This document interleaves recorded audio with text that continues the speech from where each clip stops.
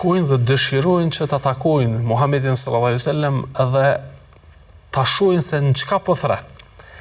Pasi që deri në atë kohë këta kishin dëgjuar për këtë njerëz që kishte emrin Muhammed ibn Abdullah alayhi salatu wasalam, Muhamedi biri Abdullahut, veç fjalë të mira, veç lavdata. Sot që njerëzit kur furnizoheshin me fëmijë thëshin inshallah i gan Muhamedit birit të Abdullahut, që do me qenë i edukuar, i sjellshëm, i ndershëm dhe kështu me radhë. Ky njeri me këtë pozitë kaq lart, pse tash kur pithret në diçka njerëzit fillojnë mi thonë, ai gënjeshtari, ai që mirët me seher, ai që është i çmendur, pse ky ndryshim?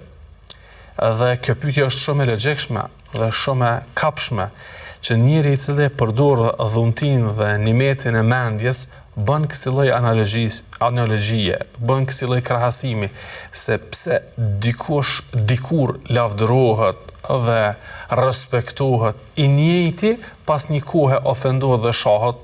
A ka në ndryshim tek ai? Ju, atëherë ndryshimi që nga tek këta, ju te ai. Dhe dëshiruan që të keni takim me Muhamedit sallallahu alaihi wasallam. Dhe siç kanë transmetime, para se Muhamedi sallallahu alaihi wasallam të futej në shtëpinë e Arqam ibn Abil Arqam, para se të filloi daveti i pejgamberit në shtëpinë e Arqamit, këta erdhën dhe pranuan Islamin. Kanë qenë nga, po them kushtimisht nga do të thotë besimtarët e parë. Nëse s'janë në 10-shën e parë, gjithsesi janë në 10-shën e dytë që e kanë besuar Muhamedit sallallahu alaihi wasallam. Nëse nuk janë këta të parë, po them kushtimisht 10-shja e parë, a këta janë 10-shja e dytë që e pranuan Islamin. Do thotë fillim të shpalljes dhe në fillim të kumtimit dhe thirrjes publike të Muhamedit sallallahu alaihi wasallam. Erdhën dhe takuan Muhamedit sallallahu alaihi wasallam. A erdhën në mënyrë të them kolektive si grup, apo erdhën si individ?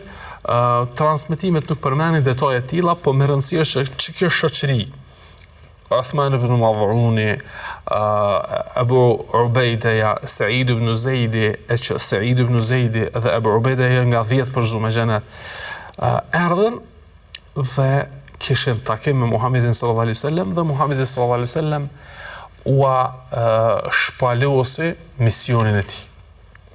Dhe tregoi që Allahu e ka dërgu me atë mision të njëjtë që i ka dërgu pejgamberët prej Nuhut a.s.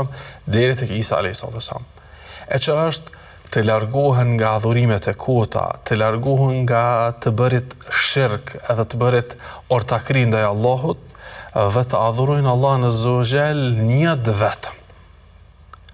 Ky është misioni i këtë pejgamberëve. Këtë pejgamberët në këto kanë thirrë. Të largohen nga ndytësirat dhe nga adhurimet e kota dhe të adhurojnë njerëzit Allahun azza wa jall një vetëm. La ilaha illa Allah. Dhe pastaj ju tha, siç ka qenë dhe thirrje e pejgamberit sallallahu alaihi wasallam, që i ka thirrë njerëzit të mbajnë lidhje farefisnore, të respektojnë më të vjetrit, të kujdesin për më të vegjëlit, të nderojnë musafirin dhe plot nga normat e moralit që ne i ka mësu feja Allah të zogjel.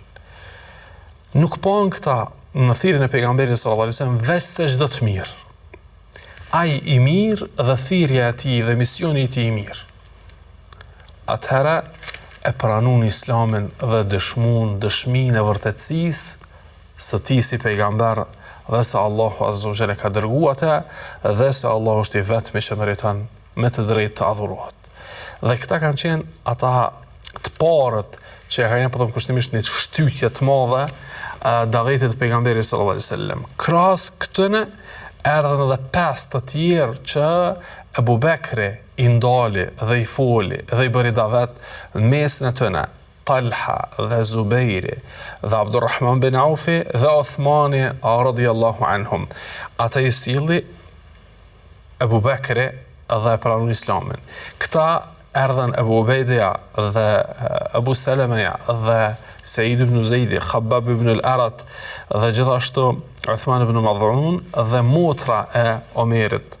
Apo erdhën e pranuan Islamin, do të thotë tash u bën një formë, po them kushtimisht në një mënyrë u bën si shtytja e parë e fuqishme e thirrjes islame u realizu me këto dy tabore, me 10 vetë që pranuan Islamin.